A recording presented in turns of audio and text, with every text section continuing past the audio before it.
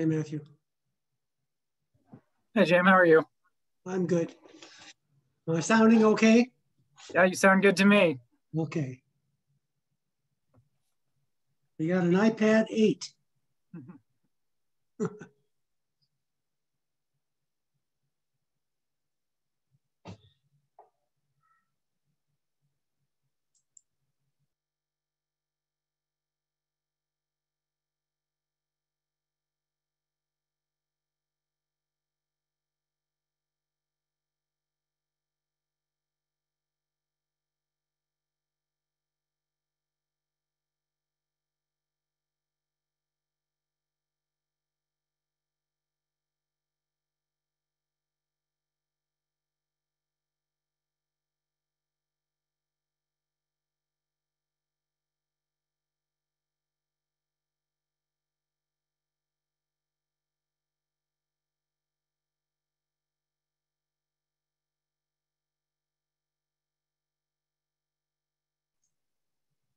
Hey, Michael.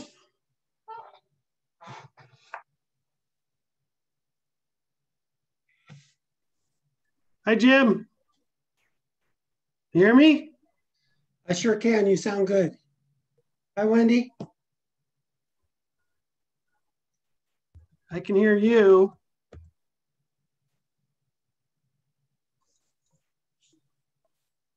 If I have to call in with my phone, I will. Okay. Well, you and I are in the doghouse for having bad technology.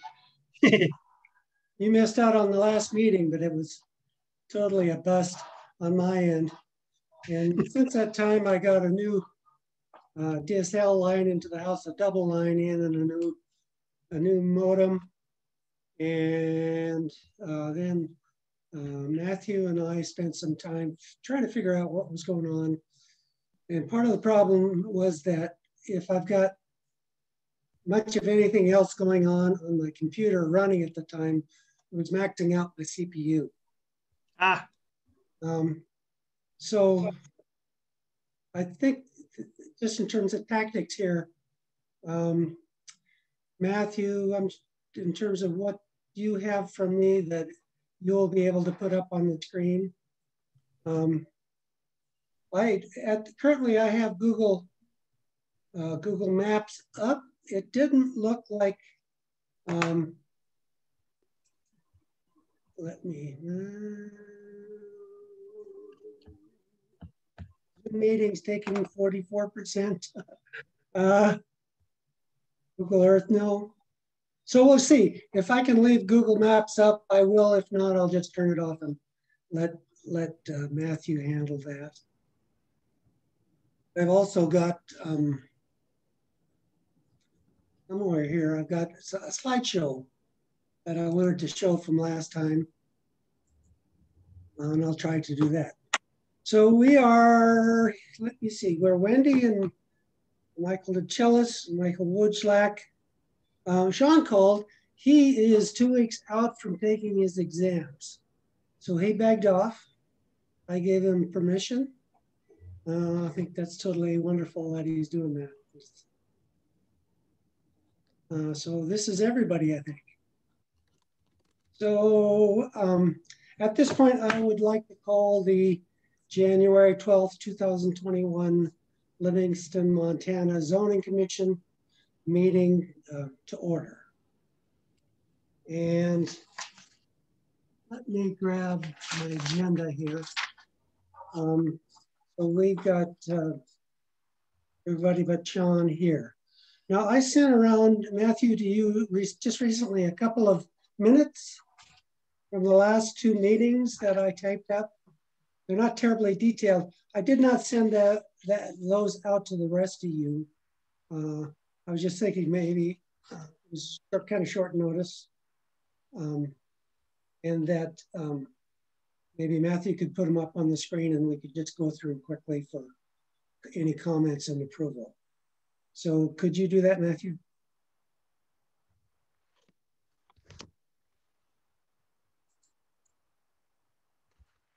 Give me 1 second here.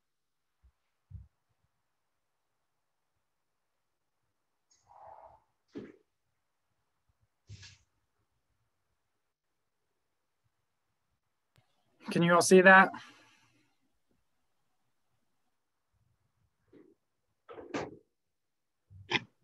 Yes.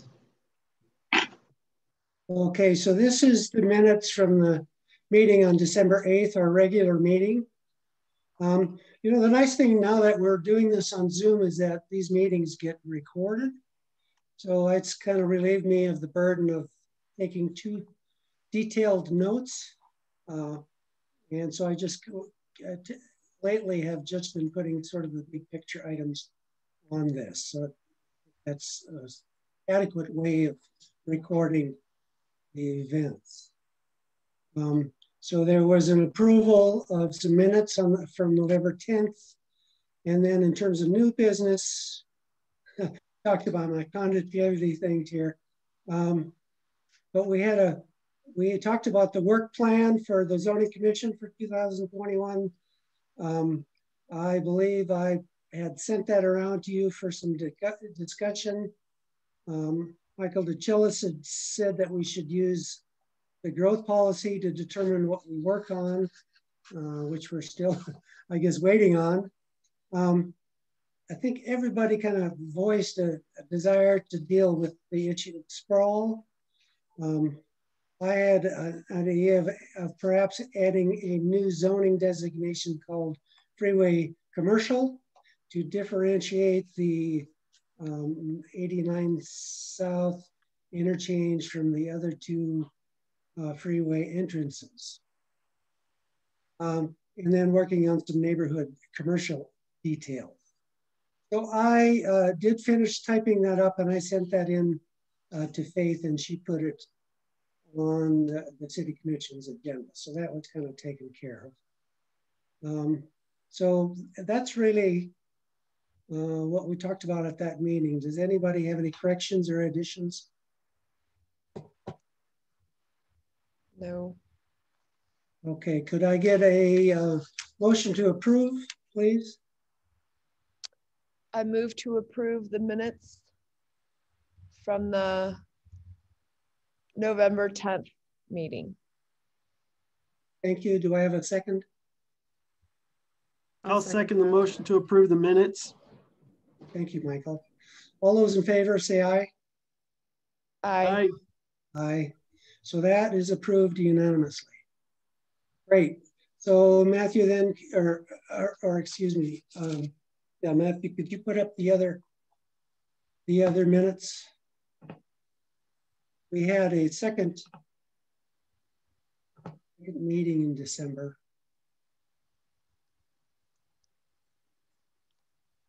Oh, here's. Okay, so this is the minutes from the December 23rd meeting. Matthew was there, I was there, Michael DeChillis and Wendy Weaver. And the purpose of that was to approve the zoning commission's comments and recommendations on the draft growth policy, which I'd sent around. We did make a few changes on that, which I made on those on that document. And then we had a motion and it was approved to send those in. So I sent those in to Michael or into Matthew and he's forwarded them to the planning board. So that's really what that, it was a short meeting. So that's what we took care of at that meeting. So any additions or corrections to those minutes? Mm-mm. Okay, great. Could I have a motion to approve then? I'll move to approve the December 23rd meeting minutes. All right, thank you, Wendy. Do I have a second?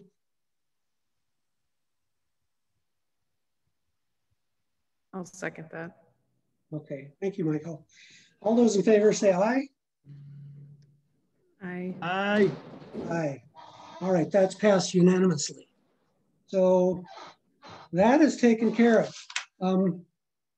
So we have some, this is nice. We've got some public here tonight. Let me see what we've got. Michael Quinto, Kathy Pisa, Nan Brown, Miss Love, and a couple other that one on the phone and one on an iPad. So I'm assuming they're here. There's a couple of zoning map amendments that we're going to take up next. So welcome to all of you.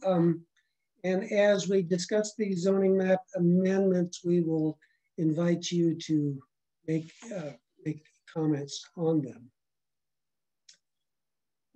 So that would be next, the new business that we have before us. This, you all, I believe, got the material from Matthew on these two zoning map amendments. I assume that you— Quickly, before we move on, we need to hold the officer elections. Want to do that first? All right, let's do that.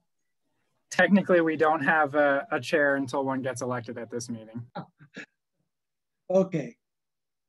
Okay, let's make this short and as painless as possible. All right, so let's start with the chair of the zoning commission. I'm happy to do it, but I'm happy to let somebody else do it too. So is there anybody else that would like to do it? Or is there anybody else that thinks somebody else would do a good job at that? Well, I'd like to have some nominations for chair of the zoning commission. I'd like to nominate Jim to be the chair of the zoning commission. Damn you. I think you're just getting your feet wet, and it would be a shame to deprive you of really, you know, coming into your own on that position. So that's fine. Any other nominations? No other nominations. Do we have to have a vote? All right, let's have a vote on that nomination. All those in favor say aye. aye. Aye. Aye. All those opposed? Nada.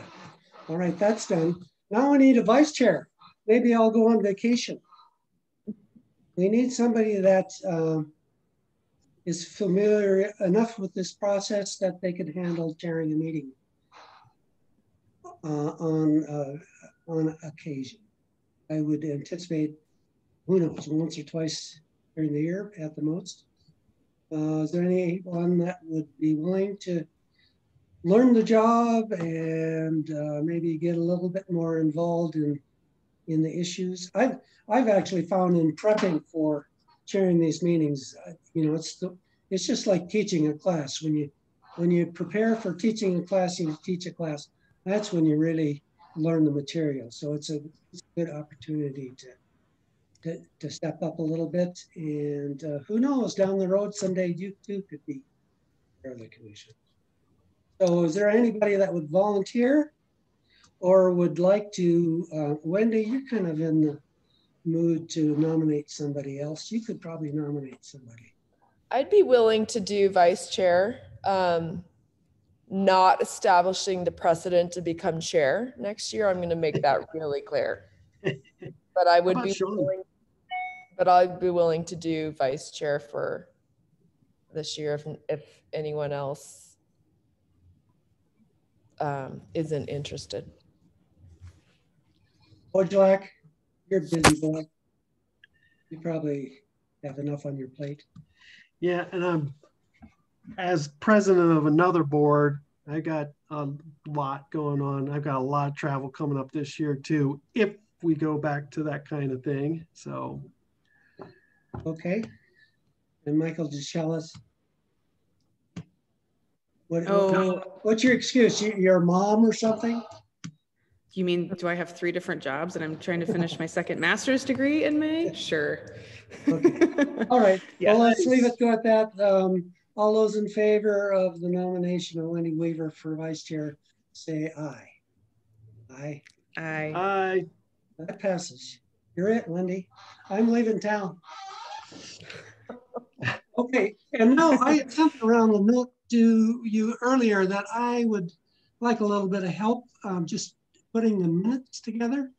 As you can see from the minutes that I drew up and that we just approved, it's not a big job at all. And it's actually kind of helpful to go back to those Zoom recordings and, you know, spend that hour and a half listening to what we discussed. It just kind of plugs it into your brain better.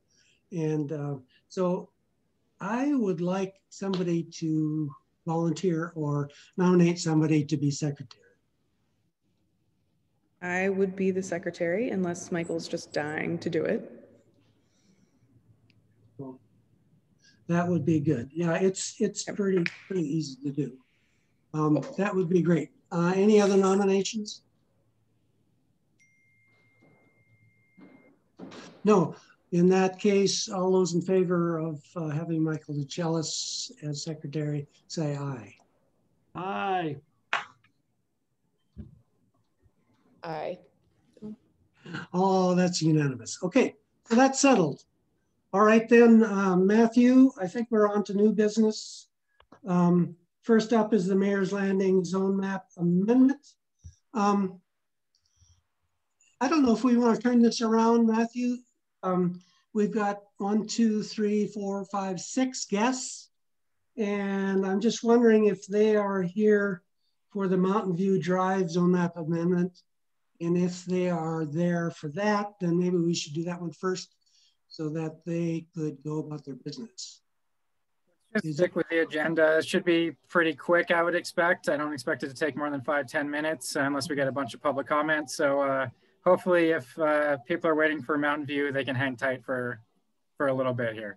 Okay, overruled. All right then, Matthew, could you make a presentation then on the Mayor's Landing Zone Map Amendment?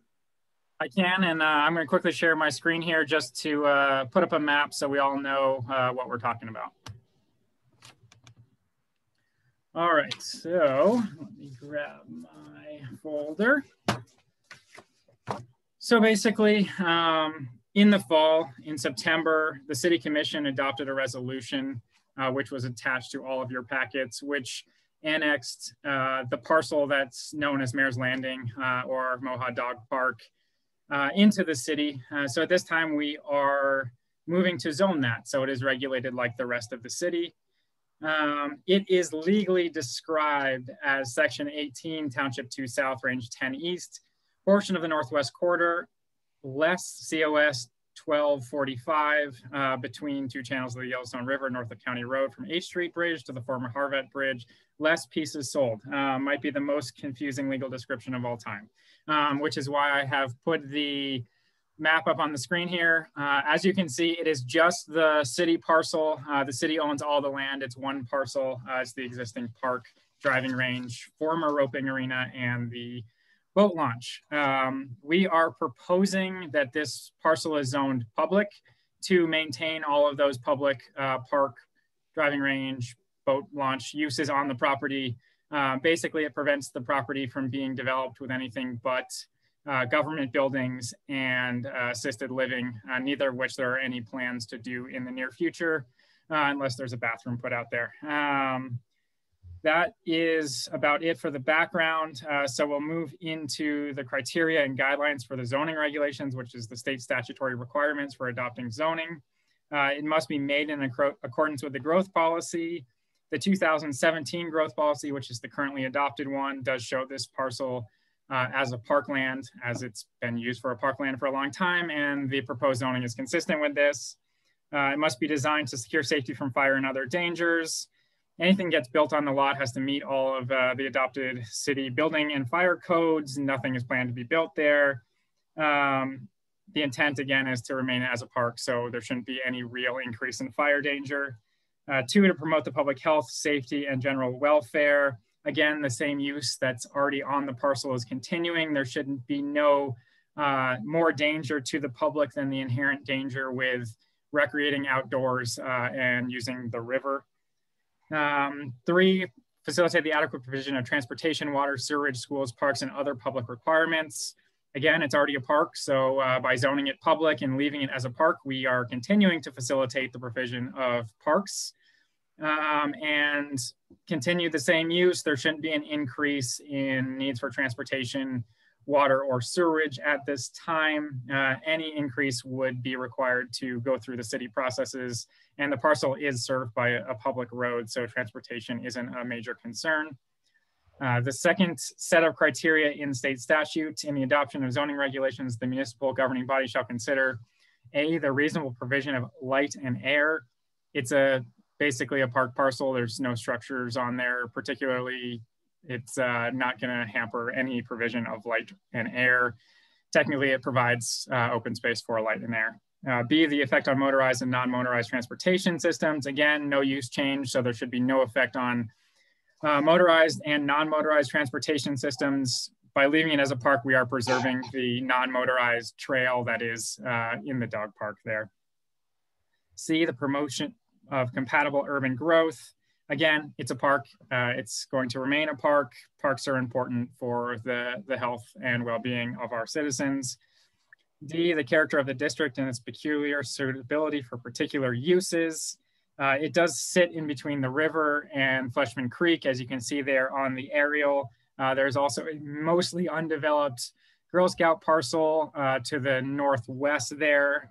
The continuing use of the park fits in with all of these uses and does serve to protect the creek and the river a little bit at that location. E, conserving the value of buildings and encouraging the most appropriate use of land throughout the jurisdictional area.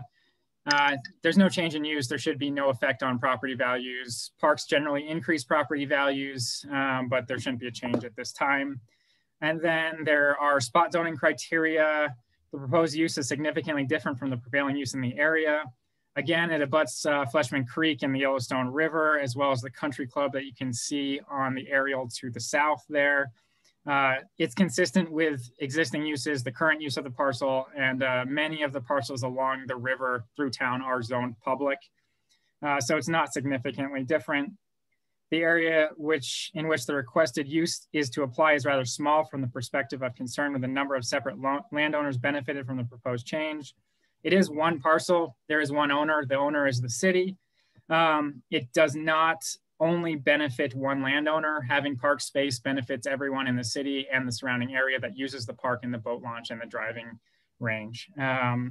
3, the change is special legislation designed to benefit only one or a few landowners at the expense of surrounding landowners or general public. Again, it's not at the detriment to the public. It's actually a benefit because we are providing them with open space and river access and a driving range. So that's all I have for this staff report. If you've got questions for me, I'm happy to answer those.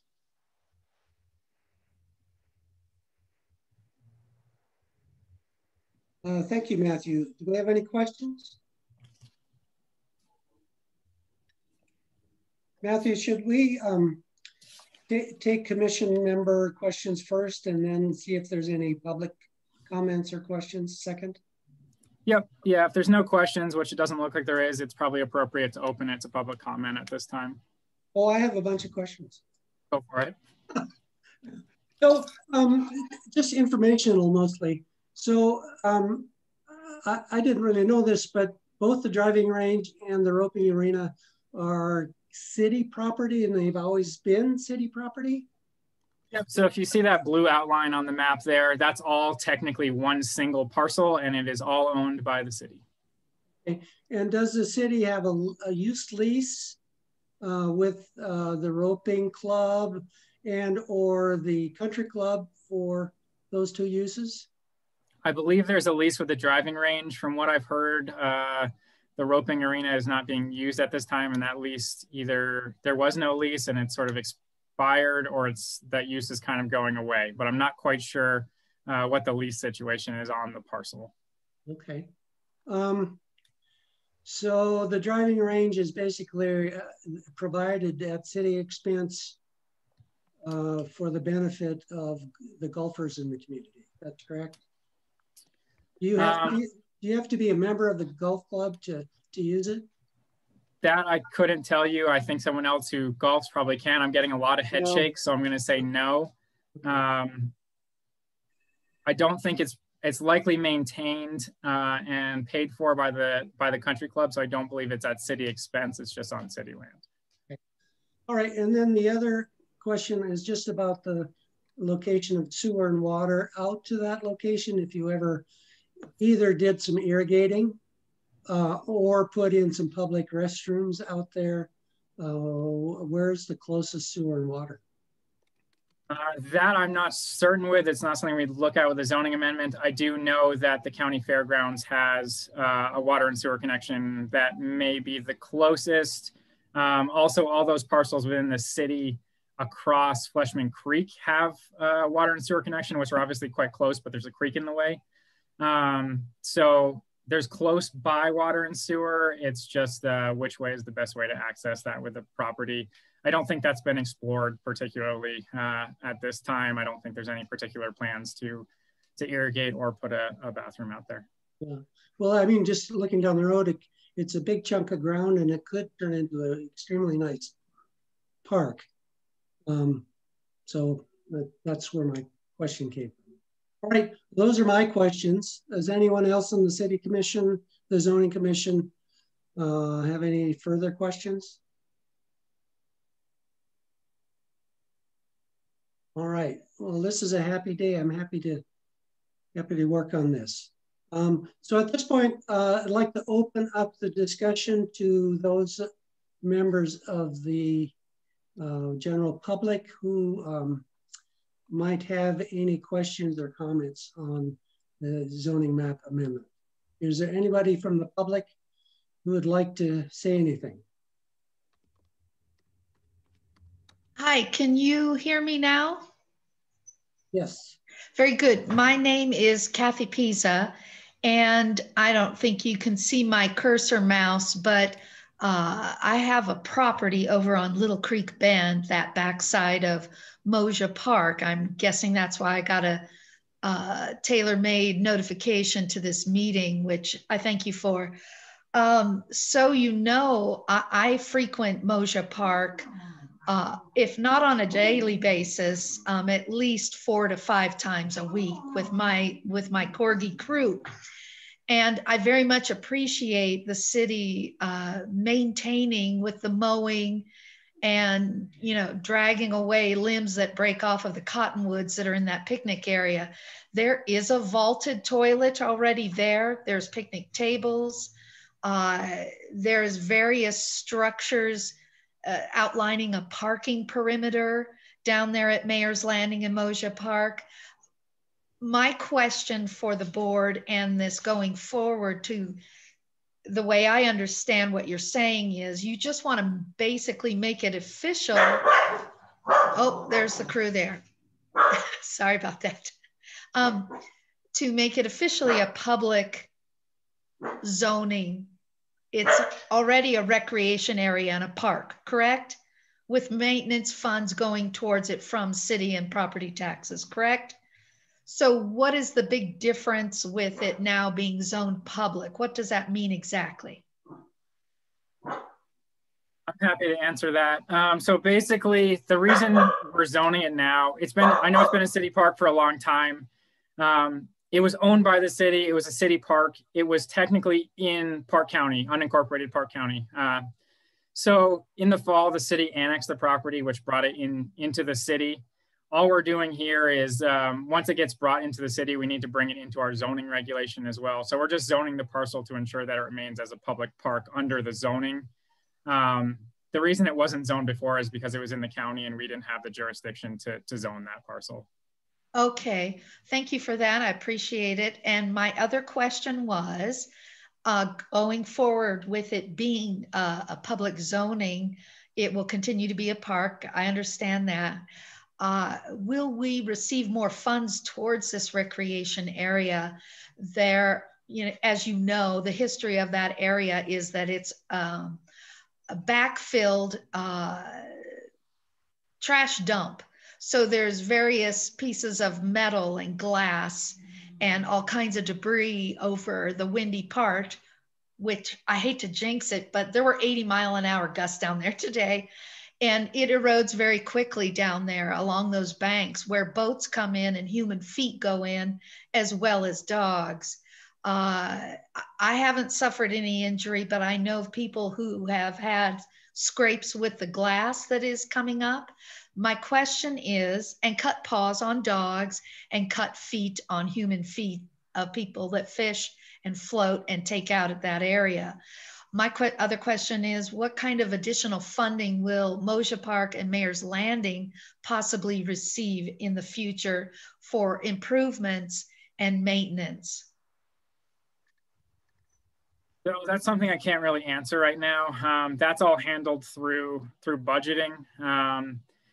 zoning the parcel doesn't really affect that in any way.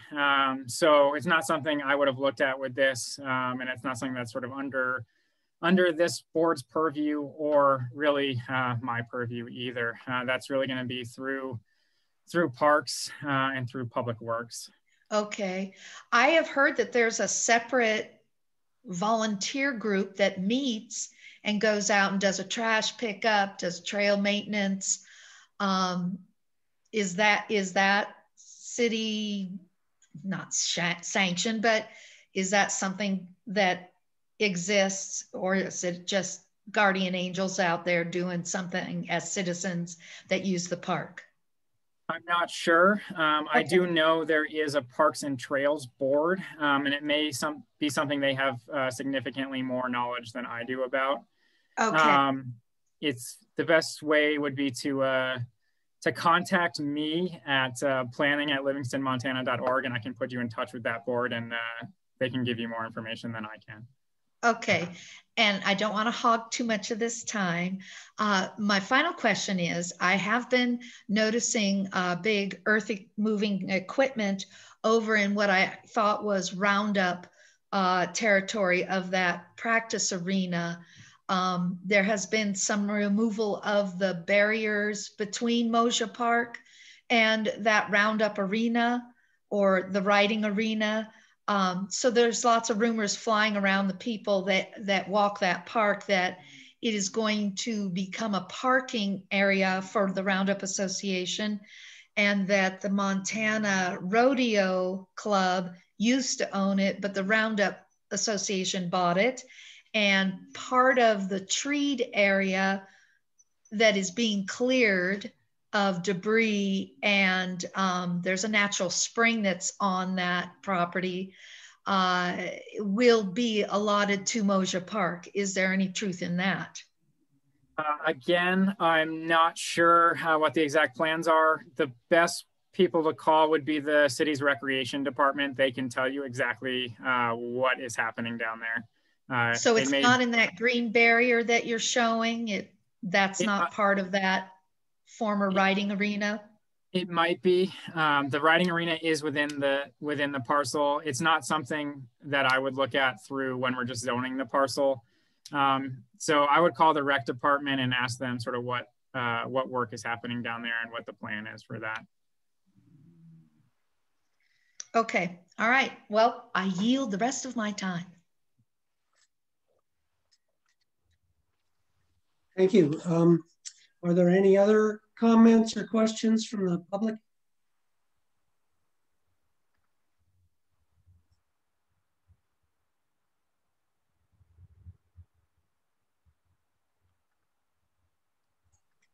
Well, hearing none, are there any additional questions or comments from the members of the Zoning Commission?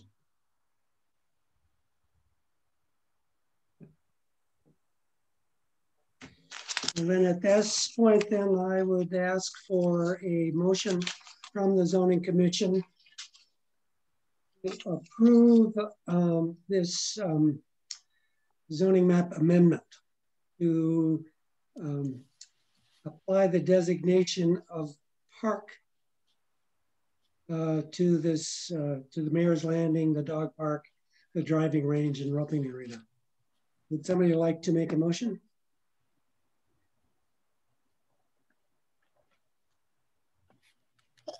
I'll make a motion to apply to the described property the zoning designation of public land. Do I hear a second? I'll second that. Thank you, Michael. All those in favor of the motion, say aye.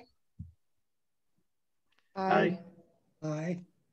Well, that has been approved unanimously. Thank you very much for that discussion and that motion.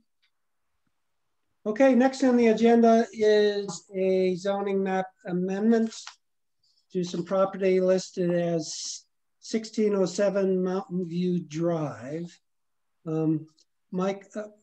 Matthew, can you make your presentation, please. And let me quickly share the screen again. All right, so you should see the map up on your screen there. Again, same as the last parcel, this parcel was annexed at the same time. It was basically a hole in the city that was county land. So it was annexed in the fall, and at this time we are zoning the parcel as it is within the city, and it needs to fall within the city's zoning regulations. Staff is proposing that it is zoned R2, consistent with the parcels to the west there. There is an existing residence on the property, as you can see in the aerial image, and the property owner was sent a letter asking if they had any concerns to contact me. I have not heard from them. They may be at this meeting, but I'm not sure, but they were contacted. So again, we have the state criteria for zoning a parcel. It must be made in accordance with a growth policy. The adopted 2017 growth policy does not show a future land use for the lot. Again, the current use is residential. The proposed use is to remain residential. B, designed to secure safety from fire and other dangers. Any development on the lot will be required to meet all adopted fire and building codes. It is currently in use by a residence, and there's no proposed change of allowed uses on the property. 2, to promote the public health, public safety, and the general welfare. The lot has been annexed. The proposed zoning does allow for continued residential use of the property. No impact on public health, safety, or general welfare is anticipated. By regulating the parcel, we are adding a few more constraints and restrictions to ensure that the use of that parcel remains consistent with the residential neighborhood. 3, to facilitate the adequate provision of transportation, water, sewage, schools, parks, and other public requirements. The lot is accessed by an existing public road, which is Mountain View Lane, as you can see there on the map. The use is maintained by zoning at R2. It should not affect schools and parks. There shouldn't be a greater impact since it's already being used residentially and it's already connected to city water and sewer, so no impact on those services either. 2, in the adoption of zoning regulations, the municipal governing body shall consider the reasonable provision of light and air. The intent of the zoning amendment is to zone the newly annexed land to continue that residential use. There should be no impact on provision of light and air. By bringing it into the city's regulations out of the county where there are no regulations, it does ensure that any future development on the property has to meet our height and setback standards, which does ensure separation and somewhat minimizing the potential shadowing of any structure on that property on the neighboring properties. B, the effect on motorized and non-motorized transportation systems. Again, it's a residential use. It's zoned to be residential. There should be no increase in impact on the existing public road. C, the promotion of compatible urban growth. It's newly annexed land. There's no potential change in use. I don't expect there to be particular growth on the parcel. The lots, as you can see on the map, to the west and north are zoned residentially. The parcel to the south there is zoned highway commercial, that area in blue. D, the character of the district and its peculiar suitability for particular uses. The existing home is within an existing residential neighborhood. The proposed zoning maintains that existing residential use consistent with the surrounding properties. E, conserving the value of buildings and encouraging the most appropriate use of land throughout the jurisdictional area. It's an existing house. It's being zoned residentially. There should be no impact on property values. By zoning it, we do restrict the uses of that property to be basically residential and to be consistent with the neighboring properties, which ensures that the unregulated county parcel can't become a use incompatible with residential properties as well. The spot zoning criteria, the proposed use is significantly different from the prevailing use in the area. You'll hear me say this again, it's a residential use in a residential neighborhood. The uses proposed and the uses current on the property are consistent with the neighboring properties. 2, the area in which the requested uses to apply is rather small from the perspective of concern with the number of separate landowners benefited from the proposed change. The lot is quite small. It is a single lot with a single owner. The reason it is being zoned at this time as one parcel with one owner is because it was annexed that way, because it was the only parcel in that area that was not yet to be annexed into the city. It should benefit surrounding landowners by not having an unregulated county parcel in the middle of city zoning. And 3, the change is special legislation designed to benefit only one or a few landowners at the expense of the surrounding landowners or the general public. Again, by zoning it, we limit the uses on the property so that property maintains the residential character consistent with the rest of the neighborhood and doesn't become commercial or industrial use. So it does benefit the surrounding property owners by zoning it at this time. That's all I have for a staff report. I am happy to answer any questions.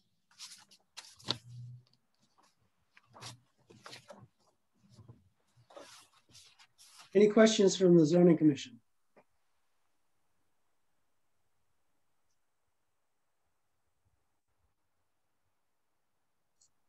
I have a few. Matthew, have you, you've sent out notices to the neighbors, and what response have you gotten? So everyone within 300 linear feet of the property was noticed. I've had a couple calls asking questions, just clarifying. We haven't received any written comment at this time about the staff report, but as you can see, members of the public are here, so that notice has been received, and I'm sure they would like to have their say at some point. But I haven't had any particular concerns be raised to me at this point. Matthew, thank you. So the size of this tract is 0.28742 acres. You know what the square footage is of that? Not off of the top of my head, though it may have been included. About 12,500. Thank you. Okay. So my next question is that's kind of an R1 size lot. And so my question is, why did you, in the surrounding lots are R1, why did you not choose R1 instead of R2? Sure. So it's not any larger than the neighboring R2 lots to the west there, as you can see on Carroll Lane. The city at this time, with the focus on infill, doesn't feel that it's appropriate to be zoning any new lots R1. We've heard quite substantially that we want to infill and provide for housing. So that is why we have proposed to zone it R2 rather than R1. Because R1 would limit to one single family resident, right? Correct. And R2 would allow a duplex and 2 ADUs. Yeah, and max. R1 would allow an ADU at this point, but it would be one house and one ADU. Yeah. Okay. All right. Boy, I don't have any other questions. Does anyone else on the commission have any questions? No. Well, at this point, then we'd like to open it up to any members of the public who have questions or comments. And Matthew, would you moderate that and allow people to speak?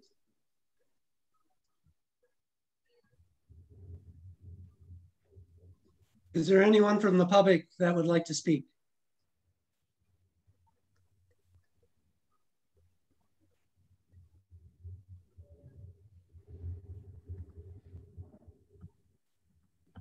I'm not seeing any hands raised or chats at this point. So I would give them one last opportunity, and then you can move beyond public comment. Is there any members of the public who would like to make comments or ask questions about the zoning map amendment for 1607 Mountain View Drive? Any members of the public?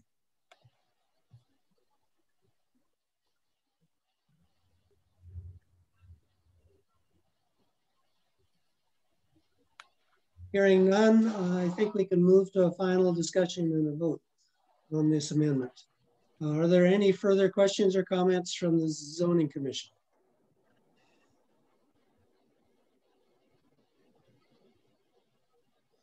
Well, hearing none, can I have a motion from somebody on the Zoning Commission to approve the zoning map amendment to designate 1607 Mountain View Drive as an R2 zone. I make a motion to designate 1607 Mountain View Drive as an R2 zoning designation.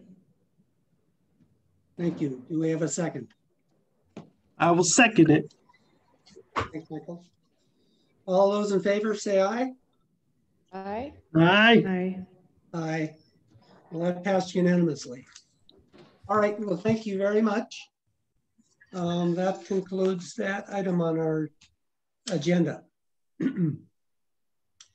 So next on the agenda is to talk one more time about large format retail and highway commercial. And I'd like to preface this a bit by saying we've been pounding on this for, actually between the planning board and the zoning commission, we've been pounding on this for a long time. And I'd like to have some thought put into how we can start to finalize ordinance. And I would like to start by doing something sharing my screen. I'll take my screen and let me see here.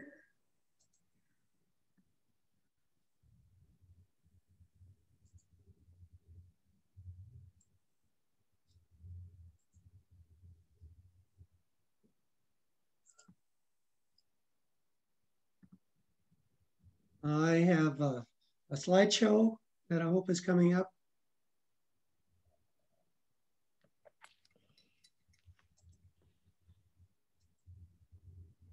Okay, can people see this?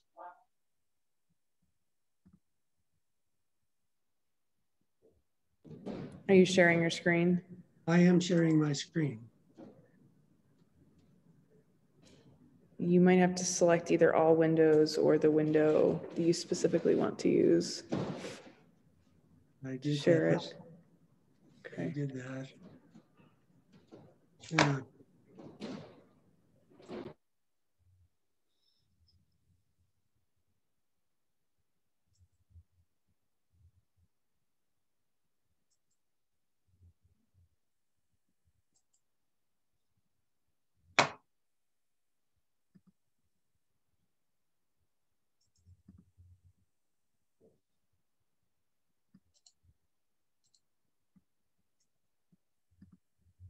Okay, so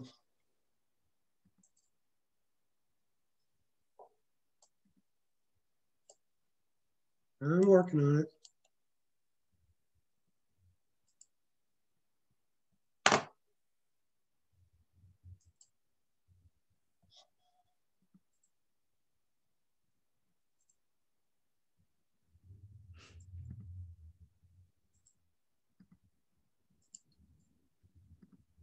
I got it.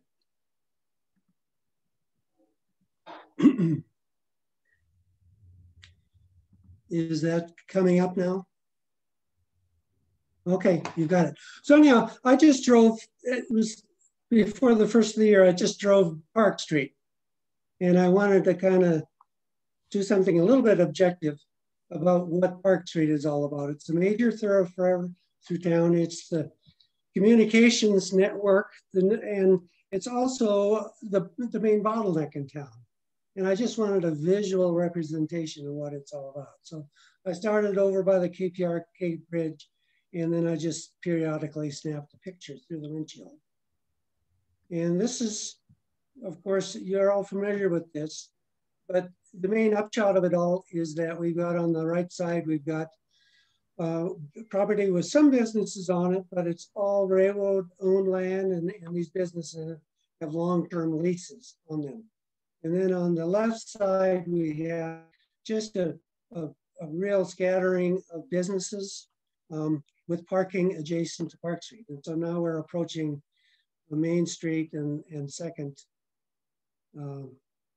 Street here. There's the Murray Hotel and the depot. And then on the right here, we've got the park. But you can see I guess, you know, like 80 or 90% of Park Street on the left side is parking lot. And except for that small couple of blocks right by Main Street, all of the businesses are placed back off the street as far as possible so that parking can be adjacent to the street. And there is it's not a limited access highway in the sense that many times the State Department of Transportation will limit the number of access points on a property if you've got a major highway going through that. In this case, in Livingston, there's just kind of a unlimited amount of access points. Here, this is by Town and Country and beyond. There's now curb and gutter and sidewalk, so there's a little bit more regulation of access points. On the right here, we've got the bike path and then a fence and then the railroad tracks that go out to the sawmill. And up ahead, we've got, of course, the overpass, the freeway. And so it just kind of got to me is that, you know, Livingston's got this cachet about being this wonderful town and this attractive town. Whoops, that is the end of it. Let's see if I can get out of here and we can stop sharing that screen. We're back. So it kind of crystallized in me this dichotomy between the reputation of the town and the actual visual appearance of the town. And I think about this a lot. You know, what does it mean to look at stuff? And our minds do a lot of automatic editing when we're looking at things. We kind of shove aside stuff we don't want to look at and kind of hone in on stuff that we find attractive or that is it, you know, something that we want to pay attention to. In reality, by taking these pictures, I kind of eliminated that editing so that we can kind of objectively see actually what we have in this town. And, you know, for a tourist town, I mean, there are people in this town that really want to promote tourism. It's their livelihood, whatever. It's kind of the only game in town. And yet we have these entrances into town and our main thoroughfare through town that are quite, you know, unattractive, right? So that to me was this conflict that we ought to think about and try to remedy. So that was the first thing I kind of wanted to show you. And then Matthew, if you could put up that document that I sent around earlier. It was a letter I sent around.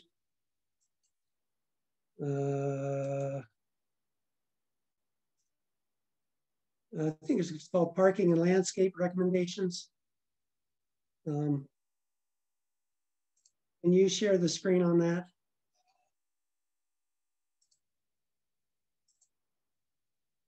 I'm not sure I ever got a document called Parking and Landscape Recommendations, so I can't. Okay, so I have it here. Let's see if I can, seems to me, can you believe this? That I'm actually able to use. Is it the highway commercial details for meeting? That might be it. Yeah, I think I renamed it.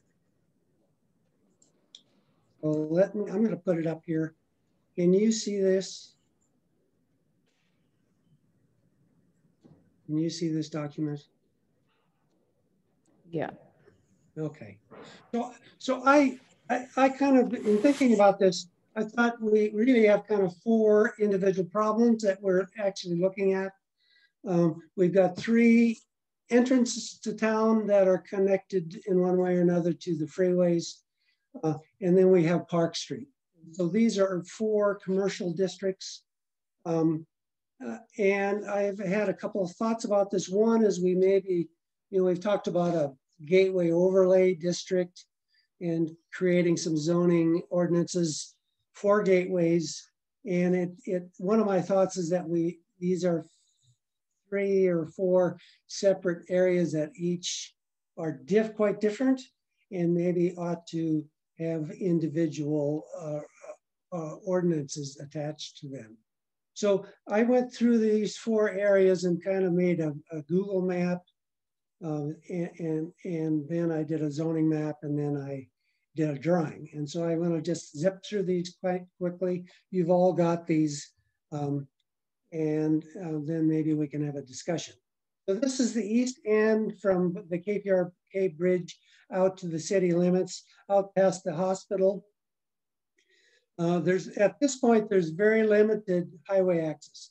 There's a driveway that goes into the, into the hospital, and then there's the Myers Lane Road, and then there's the swing, which is also the Swingley Road is right there. But those are the only accesses that are there. Here's the zoning on it. The blue is the area kind of we're talking about. And the hospital is on that area. And that's I think that's right, that's a light industrial zoning.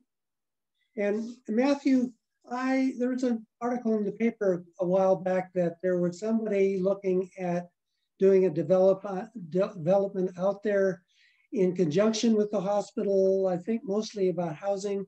Do you have any status report on that? Do you know what's going on? I have not heard anything. I know there were preliminary talks about the hospital potentially working on some housing. It's been 6 months since I've heard anything, so no updates. Okay, so maybe nothing's going on, or maybe they have been paying an architect and developer or somebody or other, and they're in the thick of it. And you may have something laid on your desk at some point. But anyhow, this is the area we're talking about, is this blue area, which is the area that's adjacent to the highway out there. So we've got the railroad on one side, we've got the highway. The borrow pits the ditches are quite wide, so the idea is, well, what kind of development could go out there? And so then my question is, well, what if we got a penny store, that wanted to go out there, or a Walmart that wanted to go out there, or any kind of a chain, a big box kind of store that wanted to go out there? What would be appropriate in that area? So I'm assuming that all that land, aside from the hospital, is all privately owned at this point. So could be bought by anyone if someone wanted to sell it. Right. So what happened with the city or with the hospital is they bought this land adjacent to the highway, and then FEMA came in and did the 100-year zone study, and it was determined that that ground was in the floodplain. So then they had to go back to the Watsons, who were the ranchers that owned this whole property, and buy an additional chunk to put the hospital on. So I'm kind of assuming that Watsons still own the rest of this property, but I have no idea. The hospital owns the property from the hospital to Swingley. That sort of, all that area is zoned light industrial, basically. What about this area? All the way to Swingley. So the hospital owns all of that. Okay. And so it is in the city limits. It is zoned. There is sewer and water out at least as far as the hospital. Okay. So that's kind of the status on it. And my thinking on it was just a couple of issues. I wanted to think about how that potentially should be broken up if somebody wanted to do a bigger project. So I just did this little sketch. Here's the East Frontage Road. Let's throw in a kind of substantial landscape buffer along this road. And then you'll just have a limited access street, to be determined how many of those there might be. And then my idea would be to whatever buildings got built there would be built up against the street with parking to the rear. So that's the only kind of two ideas or three ideas that I threw into this drawing was some landscaping, buffering, and some placing of the buildings adjacent to the streets. So just trying to get a feel for how we might lay out an ordinance in order to keep from repeating some of the development that has happened in Livingston and happened all over the world, where we've got a car-centric culture and we kind of prioritize parking lots. Tell me, is this an area that you were thinking would be a good candidate for a gateway overlay? Well, it is one of the gateway overlay areas. There is a map that outlines a gateway area that includes that. So, and are there? Yep, go ahead. Oh, I was gonna say, are there specifications on gateway overlays that we have to follow, or is this typically city determined on what that means? All we have for gateway overlays is a map at this point. There are no ordinances, and it's been on our plate for quite a while for us to develop the gateway ordinances. Can I jump in quickly? Sure. So that parcel to the east of the hospital that's owned by the hospital is one of the few parcels in the city that's in a design overlay zone, and there are zoning standards associated with that design overlay zone. It has some design requirements and some design suggestions as well. So that specific parcel, and it's one of two parcels in the city, so does have a higher standard than basically any other parcel in the city. Okay, I assume that's all in the municipal code if we go look that up. What's that called? It's in the zoning code, and let me just pull it for you here quickly if I can find it.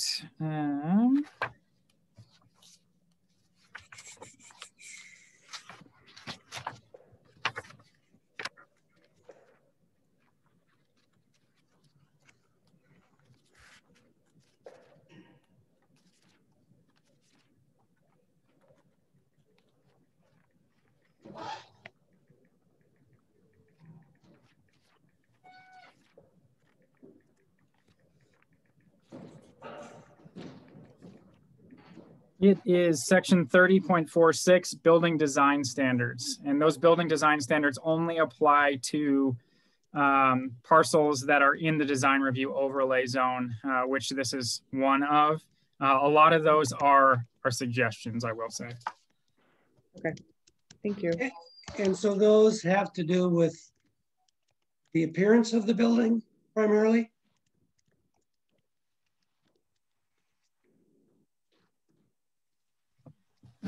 Appearance, I believe there's some positioning suggestions. Let me get back there.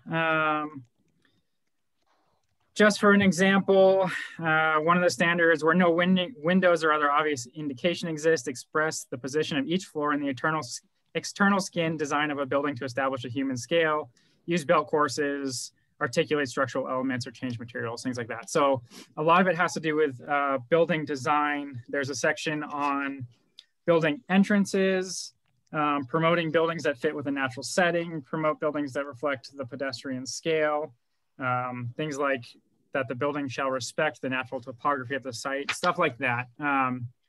It's a relatively lengthy part of the zoning ordinance that has, I don't think, ever been used. And what's the other part of this? Okay.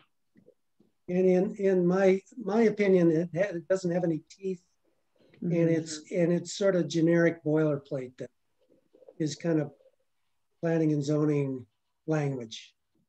Would we need to, in order to change anything about that, would we need to change that language and update it for this parcel of land if we wanted it to be different?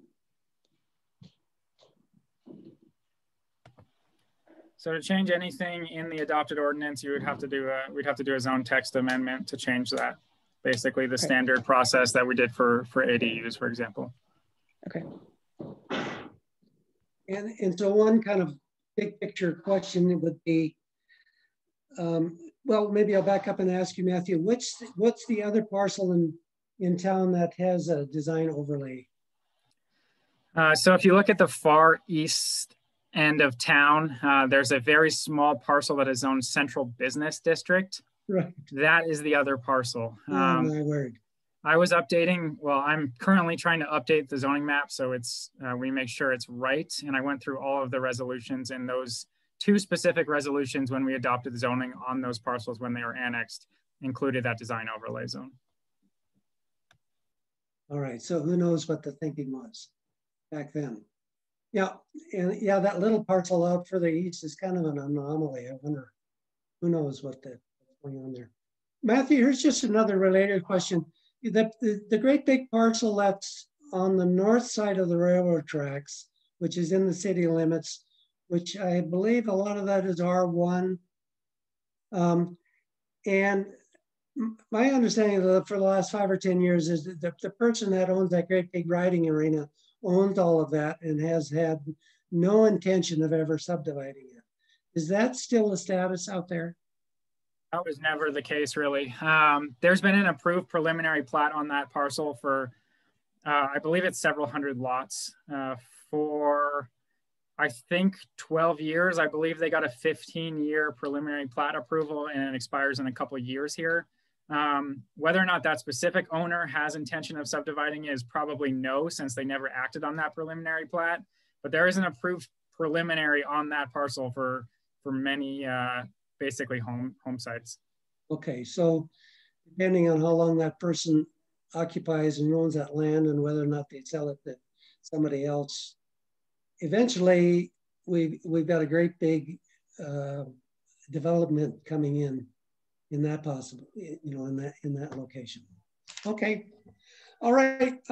So let's move on then, if we could, to the second area, which is over on the west end. I think this is called the Jessup property. It's a property out past PFL on the west end. And so this is the Google photo of it. I've drawn in here a dotted line where there's a proposed underpass under the railroad tracks over to the northwest subdivisions, and that idea, of course, is in limbo. Here's the location of the truck stop. Here's the location of PFL. This green area in the middle is a protected waterway. I think it's part of Fleshman Creek. And here's the Jessup property out here. So this zoning map here is not current. Both of these properties now have been zoned highway commercial. This originally was light industrial, and then PFL has to have it rezoned, which allows them a lot more flexibility in terms of the potential uses of that property. So PFL has had some projects in the works, some apartments, and I think some commercial up along Highway 10 here. I don't know the status of that. This property out here we had before us a year ago when they wanted to turn it into a housing development, and that was turned down. So I did a little sketch. How might that be developed if it was done with larger commercial buildings in it? And I think this kind of relates to my idea of using that East End area more thematically as a high-tech related area, and possibly housing that related to those kinds of businesses. So here you've got in this drawing the West End Road. If you look back here, back on this map, Highway 10 comes here and it curves down here, but there is a road that goes along here. The Department of Transportation shops are out here. So this is the old highway along there. So that's the access into this property. So the idea, once again, is just to have 1 or 2 or 3, just a few kind of limited access streets into the property, put the buildings adjacent to the streets, and then put the parking to the rear. So those are, in both these cases, those are the 2 kind of main ideas I was thinking about when I did these drawings. So any questions or discussion about that?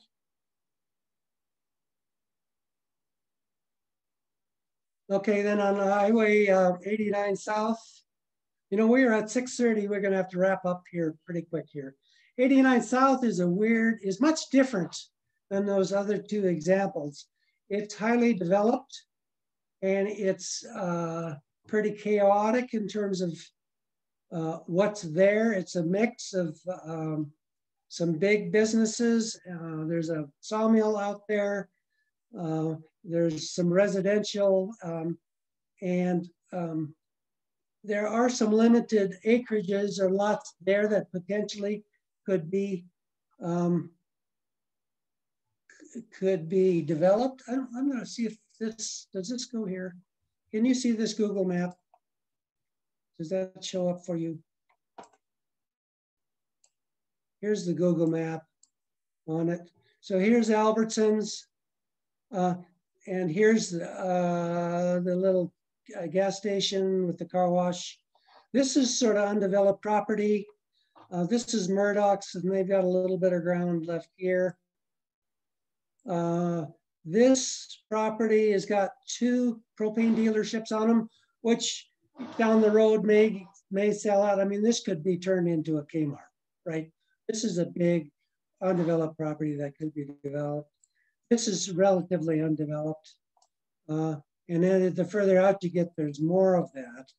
And then across the road here, just when you get past the Forest Service building here, there's some pasture ground here and one old ranch yard here, but this is a huge property here. Some of it's probably in the floodplain, but it could certainly potentially be turned into some kind of big development. But once again, that's getting out. This is the limit right now, or sewer and water now at Murdoch's. So if any of this out here got developed, the sewer and water would have to come out here more. So anyhow, let's see if I can get rid of that. So again, is this another area that would be could be the gateway area? So we have all of our potential larger format retail spaces are coinciding with this gateway overlay desire potentially, right? You know, we don't even have haven't even thought through what the purpose of these gateways are. I mean, it seems to me like this is the gateway. This stretch in here is the gateway for the tourists, for the travelers. This is the gateway into Livingston. And it's pretty unattractive.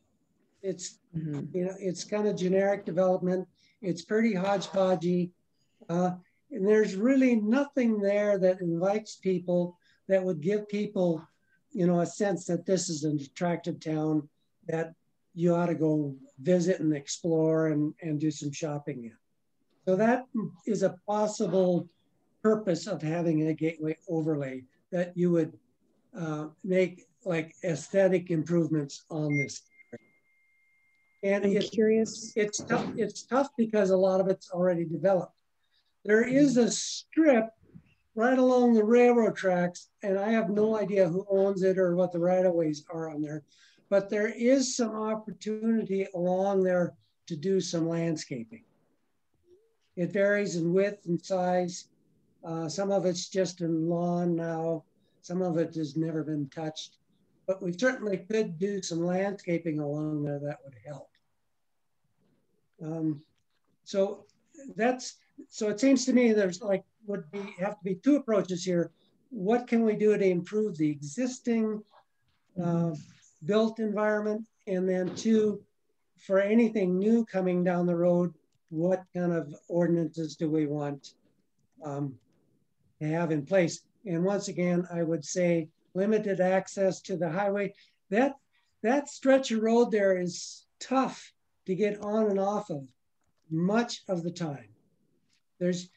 And especially in the summer when there's a lot of traffic, it's hard, you know, if you're in getting gas or at McDonald's or unless you're using the light at Albertsons there, it's kind of tough to get on and off of that. So any additional traffic that is generated is going to make that problem even worse. So I think we need to specify limited highway access. Once again, landscape buffering, and parking to the rear, those kinds of considerations. Just for anything, can I ask a question about the existing stuff? Yeah, we can't change that, right? So if things are existing owned by people, even if we put a gateway overlay on there, we can't require anyone to change something that's on private property, correct? Unless you can prove that somebody built something that violated an existing ordinance, and then you go after them for that. Everything that's there now met the existing ordinance we have, and they are grandfathered in. Right. Okay. First of all, I want to thank you for putting this all together, Jim, like doing more of a micro look at these areas in the details is super helpful.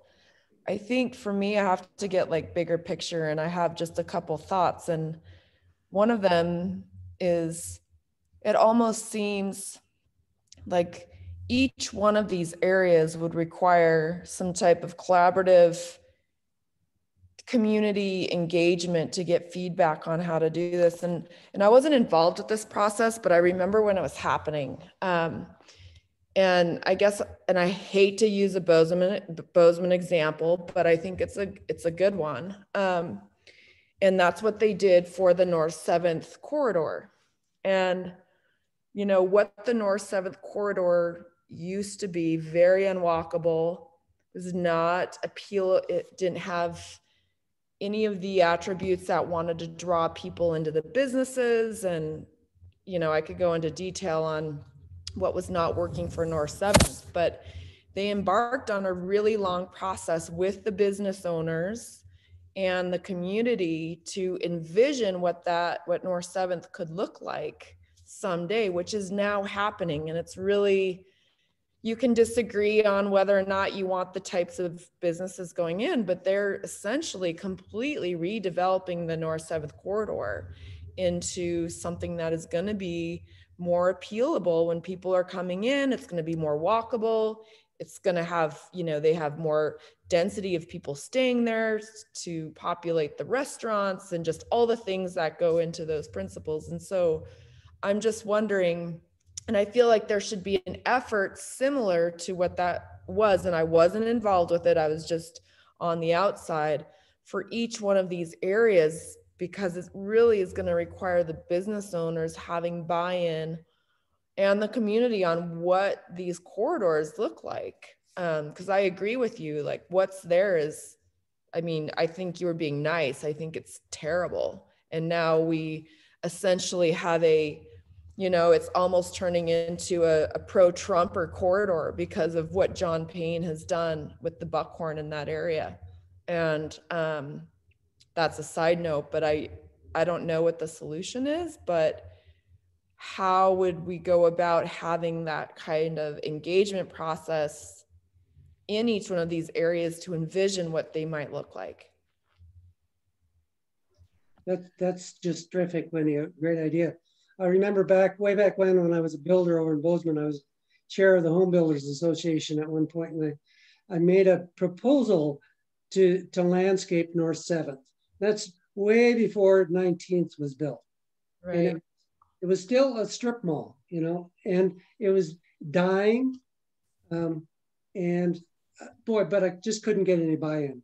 And it just took waiting 20 or 30 years until there was enough sort of capital there to kind of make that happen. And so, you know, we've got a lot of pressure on this town in terms of housing demand. We probably have less demand in terms of commercial buildings. And of course, this all started with the idea that there might be a large format store coming in here and how to deal with that. But I do think your idea is especially useful when we look at the Park Street area. And so that's the last area. And let's do two things because it's getting late. I have company coming about a half an hour ago and I have to make dinner. So let's just kind of go through this stuff. I would love to schedule another meeting later in the month to kind of get down into the gritties on this. I'm so frustrated how slow this takes when we just kind of meet once a month. So I'd like to maybe hopefully schedule that too. But let's look at the West Park Street area. Once again, I'm gonna, well, let's go down. Here's kind of the zoning map. This area here is the city county building. Main Street is over here. This little jog is the underpass. So this whole area here is zoned highway commercial. And it's a full block, but the blocks have alleys. The alleys are kind of a T-shape in them. So it's kind of unusual. Let me bring over the Google map again. And if you look at this area, so here's Main Street and Park. You go all the way along your top toward the KPRK Bridge. You've got a third of the lot is commercial adjacent to Park Street. And then typically you've got residential housing on the back side of it. And a lot of these houses are old worker housing from when Livingston was a big railroad center. It's an unusual shaped block in terms of the way the lots are laid out, but it seems to me, I mean, the light bulb that went off in my brain, that I'd really like to encourage these areas being redeveloped into commercial. And so some of these, a lot of these buildings are marginal buildings or metal buildings. Nobody's put, there's a couple of exceptions, but by and large, there's not a huge amount of value in them. So I can see down the road, maybe in 10 years, where somebody could buy up that property and put in a big project in these areas. So that's the area kind of I wanted to look at next. I did some dimension drawings of those lots. So typically these are, it looks like you could put a 30 to 36,000 square foot building on the front side of all of those lots if you didn't have to include parking.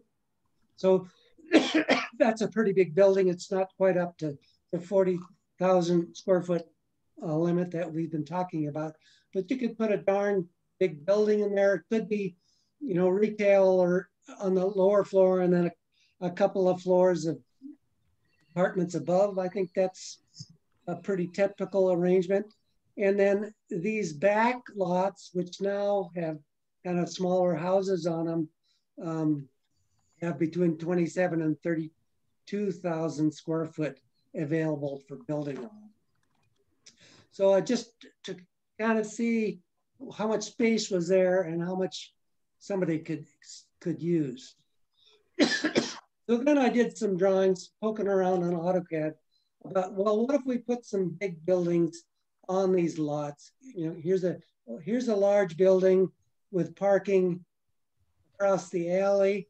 Here are some smaller buildings that, you know, more like Main Street where you've got kind of individualized buildings. And then here's a kind of a fairly large building that had the parking for that building on the lot itself. So these were just explorations about how you might, you know, kind of lay out a commercial development zone in Livingston. And I also kind of had the thought, well, you could certainly, you know, this ground that the railroad owns across Park Street is just leased to various businesses. I'm sure that, you know, the value isn't terribly high, but you could certainly, you know, lease ground over here for parking over here and have people, you know, going across the street. Stuff for sure. So anyhow, that's kind of as far as I kind of took it, but it did seem to me like we have a really nice potential here for growing the city in a concentrated way without really sprawling the city out. If we could figure out ways to encourage that development close to downtown, I think would be much preferable to out 89 out there. So anyhow, those are kind of my ideas. Once again, they are zoned highway commercial, so there's a lot of flexibility there in terms of what is allowable in terms of use. And it's, it might be a question of some incentives from the city to do this. It might be a question of disincentivizing development out on the gateways, so that if there's a commercial urge to build a commercial project in town and the best available spots are here on West or on East Park Street, that would kind of chase people in this direction. I just kind of don't know, but I do, it kind of felt right to me. Like, let's consolidate the town. Let's get as much housing as we can downtown, and let's kind of, maintain our sense of community. So anyhow, that's kind of where I kind of ended it. I had this final map. Did I send this map around? I wanted to show you that. This is a map, a Google photo of Livingston, and I drew some 1 mile radius circles on it, which is about 15 minutes of walking. So this first circle here is centered on downtown, on Main Street. And it, interestingly enough, it encompasses all of the historic part of town. So if you lived anywhere in town, you could walk downtown in 15 minutes or less. And then the other thing I did is, there was some discussion around that I ran into about all the grocery stores that used to be 8 or 9 grocery stores in Livingston. And that wasn't that long ago. Laurel, my wife, remembers a couple of them. I remember a couple of other ones, but most of them were kind of centralized. There was one out here on 9th Street, and some of them are on Main Street, and then there was a couple out more on the east end. So East Street.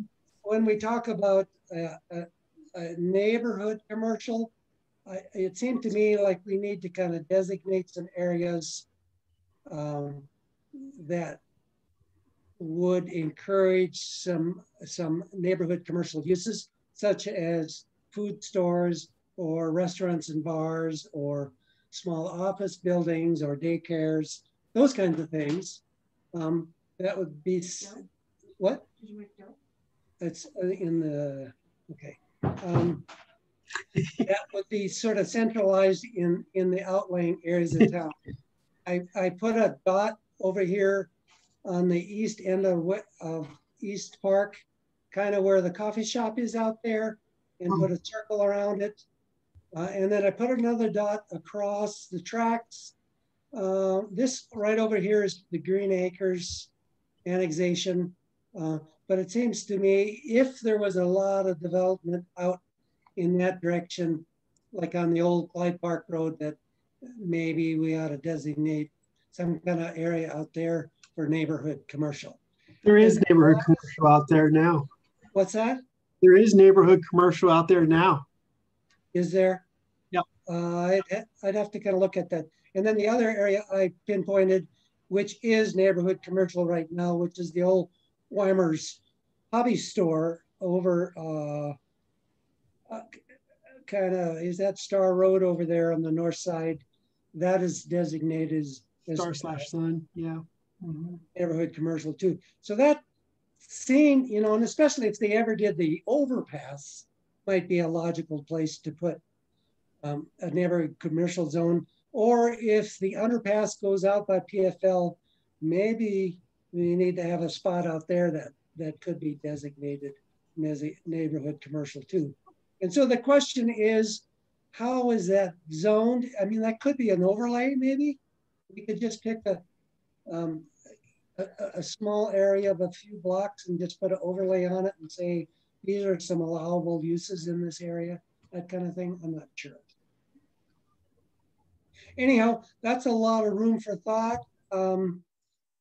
I would like to meet in the next couple of weeks, if possible, and really start making some decisions and getting some stuff down on paper.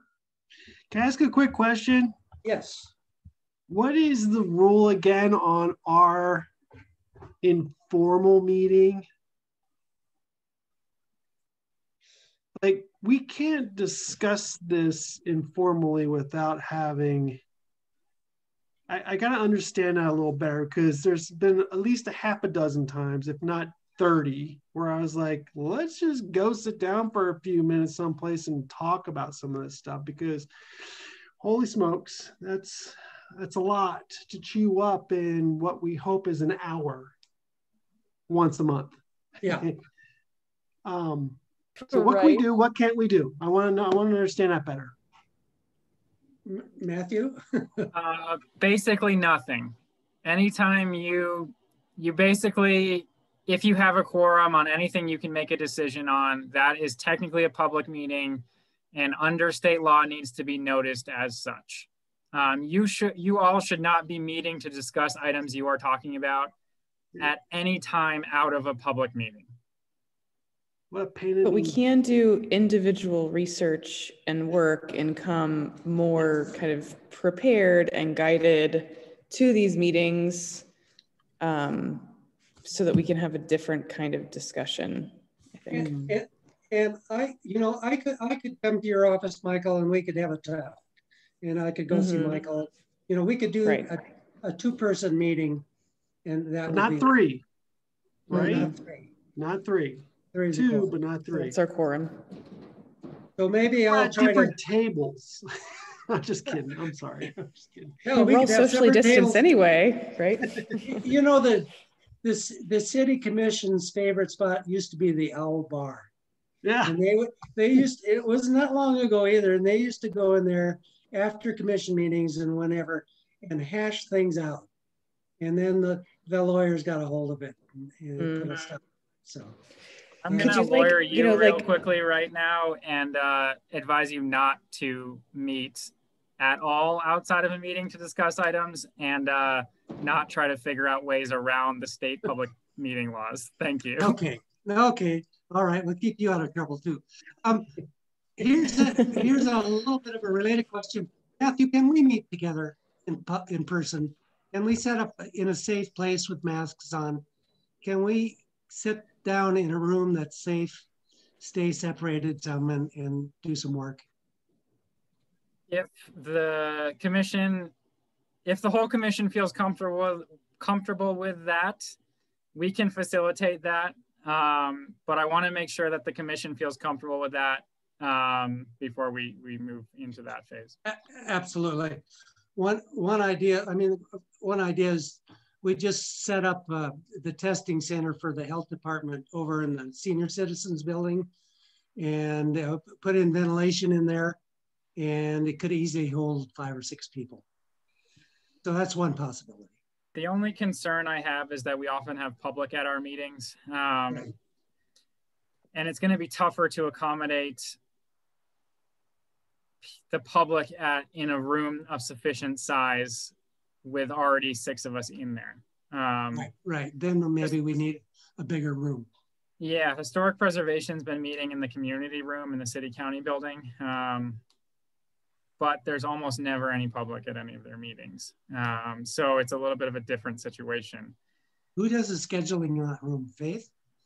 I would talk to Faith about that, yeah. All right, maybe we should meet there.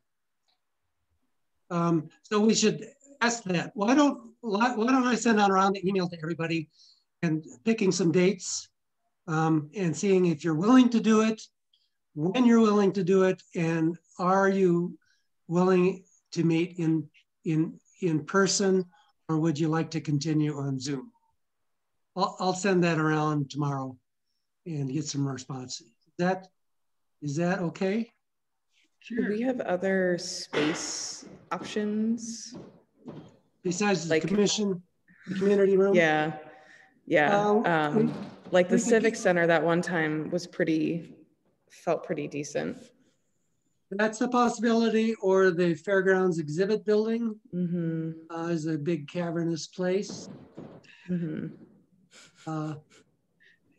I can't think of any else, but if you would prefer not meeting at the community room at the city county building, that's fine. Yeah, it's a little. I don't know what the ventilation is like. Yeah. Okay.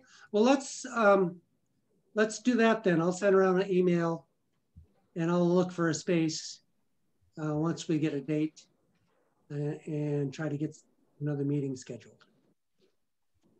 Okay. Thank you. Thank you all. This was actually, I think, pretty interesting. You guys are all still awake. Thanks for your time and your inputs. And I'd like to call the meeting adjourned. Thank you.